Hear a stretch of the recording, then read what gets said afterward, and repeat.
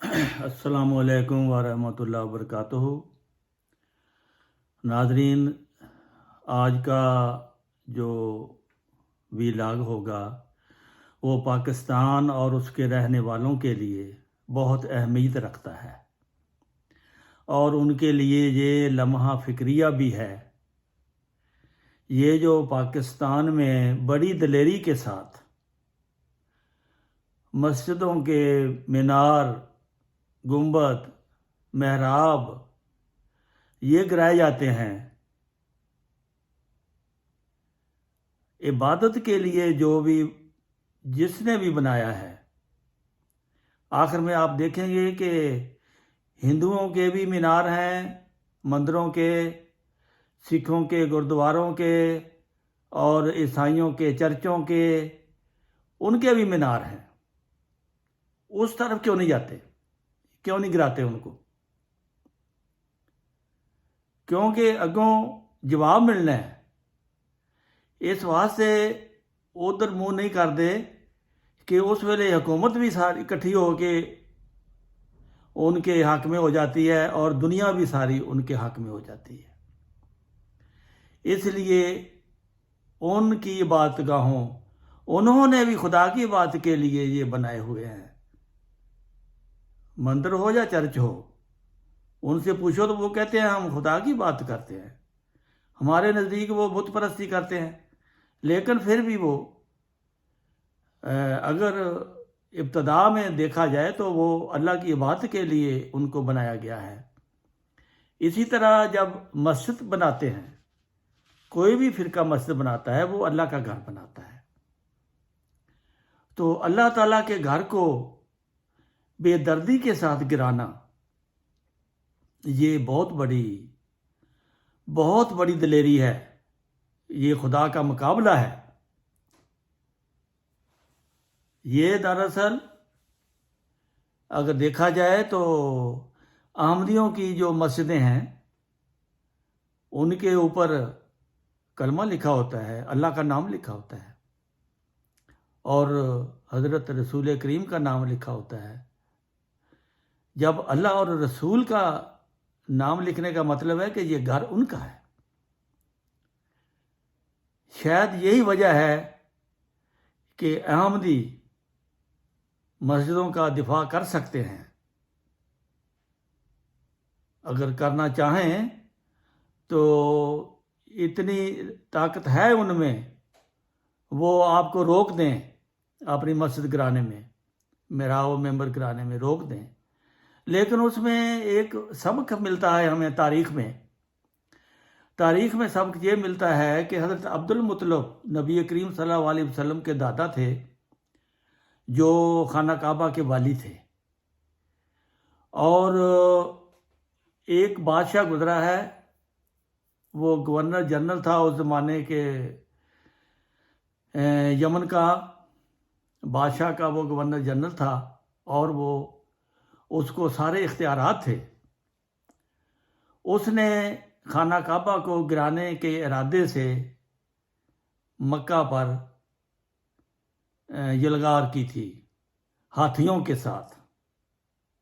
اس کے لیے ایک قرآن میں صورت بھی اللہ تعالیٰ نے اتاری ہے، الم تری کیف فعل ربک باصحاب الفیل۔ تو نے نہیں دیکھا کہ اللہ تعالیٰ نے اصحاب فیل کے ساتھ کیا کیا؟ وہ اصحاب فیل کیا کیا؟ وہ تو ختم ہو گئے تھے، تباہ ہو گئے تھے، ان پر عذاب اترا تھا اللہ کا۔ وہ کیوں اترا تھا؟ وہ خانہ کعبہ کو گرانے کے لیے بادشاہ مکہ میں آ گیا تھا، اور عبد المطلب کے اونٹوں کو اس نے قبضہ کر لیا تھا، اور حضرت عبد المطلب اس کے پاس پیش ہوا، انہوں نے کہا کہ میرے اونٹ آپ کے پاس ہیں، وہ مجھے دے دو۔ کہنے لگا میں تو، آپ تو والی ہیں اس کے خانہ کعبہ کے، میں تو اس کو گرانے آیا ہوں۔ اس نے کہا کہ اگر تم اس کو گرانے آئے ہو تو یہ میرا گھر نہیں ہے، یہ اللہ کا گھر ہے، میرے اونٹ ہیں، تم اونٹ مجھے دے دو، اللہ جانے اور تم جانے۔ کیونکہ اس کو پتا تھا کہ اگر میں اس کا دنیاوی لحاظ سے مقابلہ کروں، اس کے پاس فوج ہے، میں اس کا مقابلہ نہیں کر سکتا، اب اللہ کا ہی کام ہے کہ اپنے گھر کی حفاظت کرے۔ اور جب وہ یہ کہہ کر اپنے اونٹ لے آیا تو اگلے دن اس نے حملہ کرنا تھا اور یہ کہا تھا اس کو کہ اونٹوں کا مالک جو ہے وہ خود ہی اس کی حفاظت کر لے گا۔ تو اللہ تعالیٰ نے چھوٹے چھوٹے جانور بھیجے جو کینکریاں منہ میں لیے ہوئے تھے، جنہوں نے کینکریاں ماری اوپر سے ہاتھیوں پر، فوج پر۔ ان میں ایسے بیکٹیریا تھے، ایسے جراثیم تھے کہ ان سب کو چیچک ہو گئی، راتوں رات وہ پھول گئے، ان کی چمڑیاں اترنے لگ گئیں، وہ دوڑنے لگے، اپنی جان بچانے لگے۔ جو ہاتھی ہے وہ انہوں نے بھی آگے جانے سے انکار کر دیا، ہاتھی بھی بیمار ہو گئے، پوری فوج بیمار ہو گئی، ابرا خود بیمار ہو گیا اور وہ پہنچ نہیں سکا تھا اپنے واپس مقام پر کے راستے میں ہی وہ دم توڑ گیا تھا، اس کی فوج تباہ و برباد ہو گئی تھی۔ تو یہ ہے جب خدا تعالیٰ اپنے گھر کی حفاظت کرنے آتا ہے تو پھر اس کے سامنے نہ کوئی ملک ہوتا ہے، نہ فوج ہوتی ہے، نہ کوئی بادشاہ ہوتا ہے۔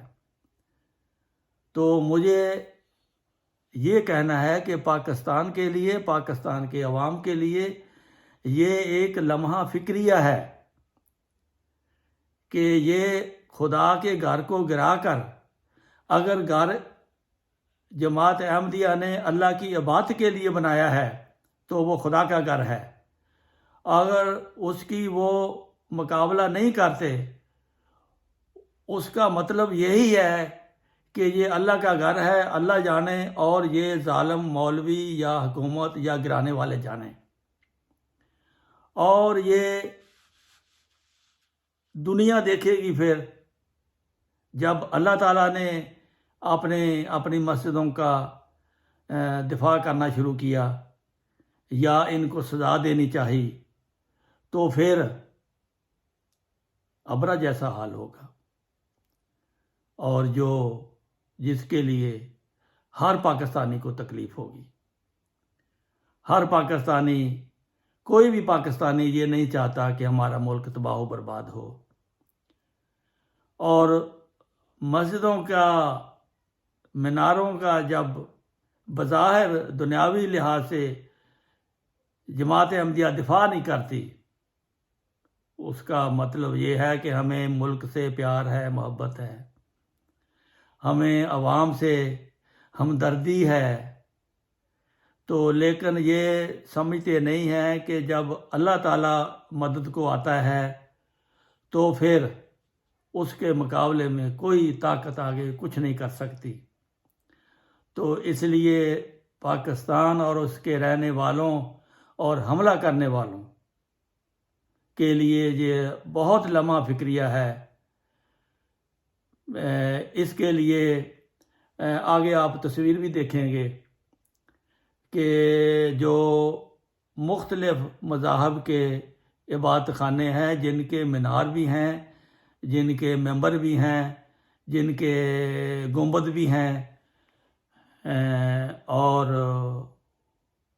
ان کی طرف تو یہ شر پسند ٹولہ جو ہے کوئی توجہ نہیں کرتا۔ تو یہ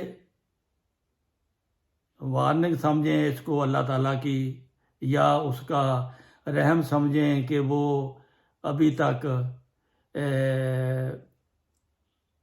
آپ کی طرف دیکھ رہا ہے، آپ کو وقت دے رہا ہے کہ ابھی سمجھ جاؤ، کیونکہ اللہ تعالیٰ کچھ ڈیل بھی دیتا ہے ظالم کو کہ جب وہ انتہا ہو جاتی ہے، جب گرمی بہت ہوتی ہے نا تو پھر بارش کا امکان ہوتا ہے۔ تو یہی مثال ہے کہ جب کوئی ظلم انتہا کو پہنچ جاتا ہے پھر اللہ تعالیٰ اس کی حفاظت کرنا بھی جانتا ہے۔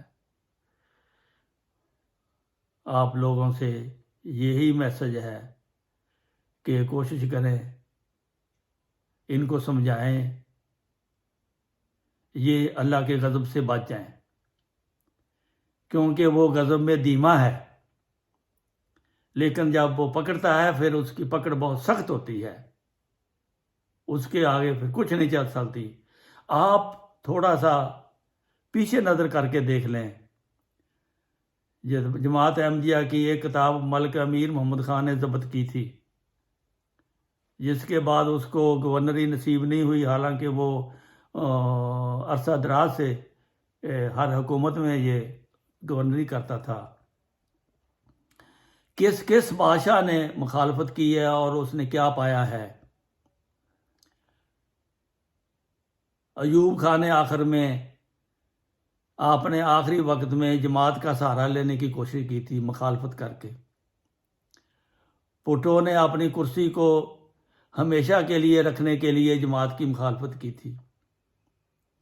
ضیاء الحق نے فار ایور صدر پاکستان رہنے کے لیے جماعت کی مخالفت کی تھی، تو کیا ملا ان کو؟